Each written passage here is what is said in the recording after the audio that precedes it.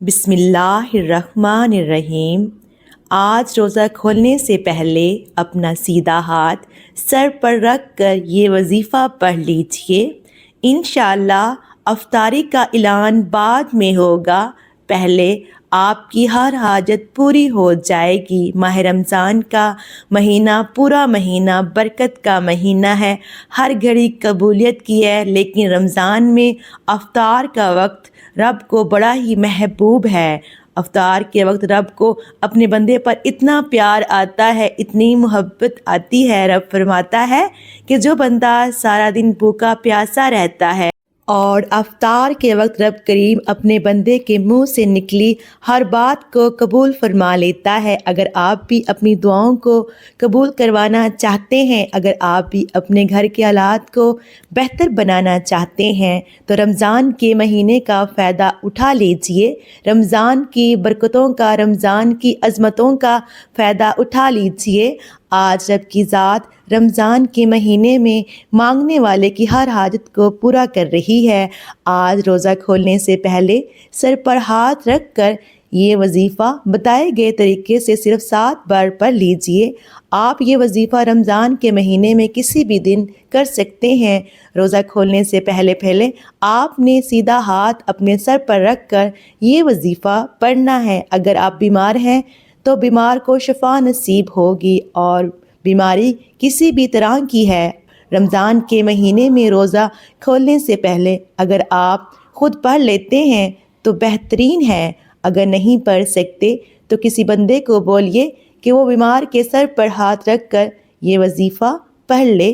اگر آپ کا نصیب نہیں بدل رہا تو رمضان کے مہینے میں روزہ کھولنے سے پہلے اپنا سیدھا ہاتھ اپنے سر پر رکھ کر یہ وظیفہ پڑھنے کی دیر ہے۔ آپ کے مقدر کا ستارہ ایسے چمکے گا کہ دنیا آپ کی کامیابی کا تماشا دیکھے گی۔ اگر آپ تنگ دست ہیں، بیکاری ہیں، فقیر ہیں، آپ نے اپنا سر پر ہاتھ رکھ کر روزہ کھولنے سے پہلے یہ ایک بار وظیفہ پڑھ کر دیکھیے گا۔ ایک تو یہ وظیفہ صرف 7 بار پڑھنا ہے، دوسرا وظیفہ اتنا طاقتور ہے کہ بیٹھے بیٹھے تقدیر بدل جائے گی، منہ سے نکلی ہر بات انشاءاللہ پوری ہو جائے گی۔ اور رمضان کا مہینہ ہے، یہ کوئی نفلی روزے نہیں ہیں، ان روزوں کا رب کعبہ نے خود حکم فرمایا ہے، اور ان کا اجر و ثواب بھی اتنا ہے۔ جو کوئی رمضان کا روزہ رکھتا ہے، افطار کرتا ہے یا افطاری کرواتا ہے، یہ نہیں کہ روزے دار کو پیٹ بھر کر کھانا کھلاؤ، اگر آپ کسی روزے دار کو پانی بھی پلا سکتے ہو تو اس کا ثواب اتنا ہے۔ بس آپ نے افطاری سے پہلے باوضو مصلی پر بیٹھ کر آپ نے سب سے پہلے نبی کریم صلی اللہ علیہ وآلہ وسلم کی ذات مبارکہ پر درود پاک پڑھ لینا ہے۔ آپ نے درود پاک کون سا پڑھنا ہے؟ آپ نے درود پاک درود ابراہیمی پڑھنا ہے۔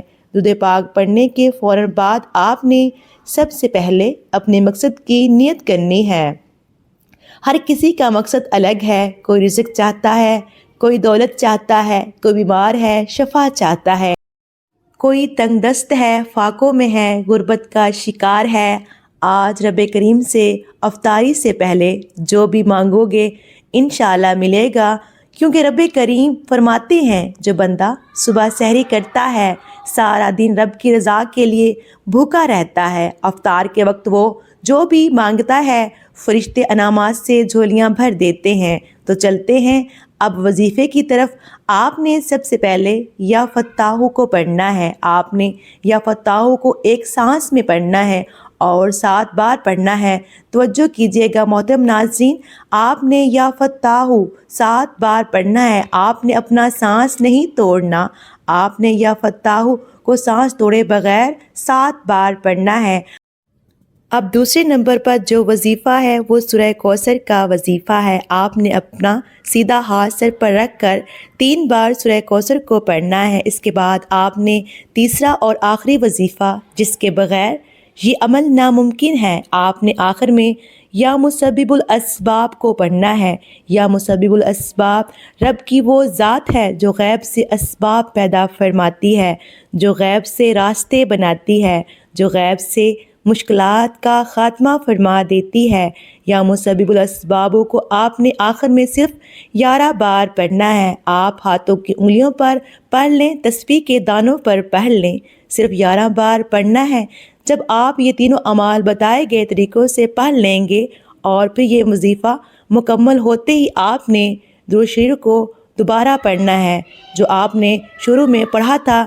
اس کے بعد آپ نے اللہ پاک سے دعا مانگنی ہے۔ سب سے پہلے آپ نے اپنے گناہوں کی معافی مانگنی ہے، رو رو کر گڑ گڑا کر اپنے گناہوں کی معافی مانگنی ہے۔ جب دل کو سکون مل جائے تو سمجھ جائیں کہ اللہ پاک نے آپ کے گناہوں کو معاف فرما دیا ہے۔ اب اللہ پاک سے جو دعا مانگیں گے اللہ پاک آپ کی وہ دعا قبول فرمائے گا انشاءاللہ۔ ایک بار اپنے رب سے مانگ کر تو دیکھیں۔ آپ دونوں ہاتھوں کو اٹھا کر رب کریم سے ضد کر کے مانگنا ہے۔ آپ جو بھی مانگیں گے رب کی ذات 70 گنا زیادہ نوازے گی انشاءاللہ، کیونکہ رمضان کے مہینے میں 1 لاکھ کے بدلے 70 لاکھ سے نوازا جاتا ہے۔ اللہ پاک سے دعا ہے کہ اللہ پاک آپ کی تمام نیک خواہشات کو پورا فرمائے، اور جتنے بھی بہن بھائی بے اولاد ہیں اللہ پاک ان کو نیک سالہ اولاد سے نوازے، اور جتنے بھی ہمارے بہن بھائی پردیس ہیں ان کو مشکلات پیش آ رہی ہیں اللہ پاک ان کی مشکلات کو آسان فرمائے، ان کے لیے آسانیاں فرمائے، آمین۔ محترم ناظرین، اگر پڑھنے میں میرے سے کوئی غلطی ہوئی ہو تو آپ سے گزارش ہے میری اصلاح کریں، اور کمنٹ باکس میں اللہ پاک کے 99 ناموں میں سے ایک نام ضرور ٹائپ کیجیے گا۔ اللہ حافظ، جزاک اللہ۔